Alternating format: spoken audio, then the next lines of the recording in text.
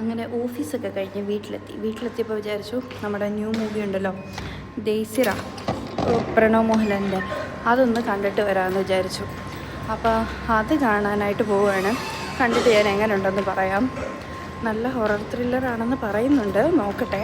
നമുക്കിവിടെ ഒരു ബേക്കറി ഉണ്ട്, നല്ല ടേസ്റ്റാണ്, മോഡേൺ ബേക്കറി എന്ന് പറഞ്ഞിട്ട്.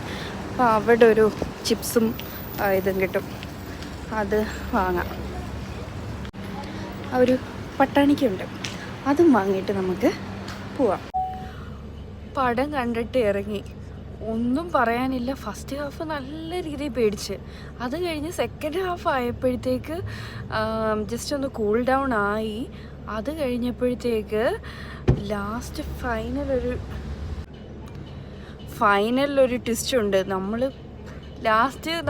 നമ്മൾ ആ മൂവിയുടെ സെക്കൻഡ് ഹാഫ് ആയപ്പോഴത്തേക്ക് കുറച്ചൊന്ന് റിലാക്സ്ഡ് ആയി വന്നത്. ലാസ്റ്റ് അവരൊരു ട്വിസ്റ്റ് കൂടി ഇടും. നല്ല പടമാണ്, നല്ല മീൻസ് ഞാൻ നല്ല രീതിയിൽ പേടിച്ചു. ഞാൻ ചെവിയും പൊത്തി കണ്ണും അടച്ചിരിക്കുമായിരുന്നു.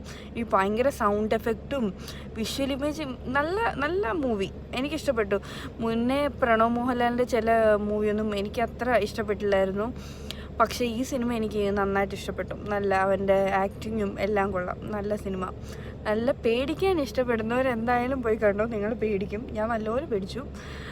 എനിക്ക് തോന്നുന്നു അത്യാവശ്യം ആൾക്കാർക്കൊക്കെ ഇഷ്ടപ്പെട്ടെന്ന് തോന്നുന്നു. അത്യാവശ്യം നല്ല രീതിയിലുള്ള ഒരു ഹൊറർ മൂവി തന്നെയാണ്, നമുക്ക് തെറ്റൊന്നും പറയാനില്ല. ഇറ്റ്സ് എ ഗുഡ് മൂവി, നിങ്ങൾ കണ്ടു നോക്കുക. ഇതെൻ്റെ അഭിപ്രായമാണ്, എനിക്കിഷ്ടപ്പെട്ടു.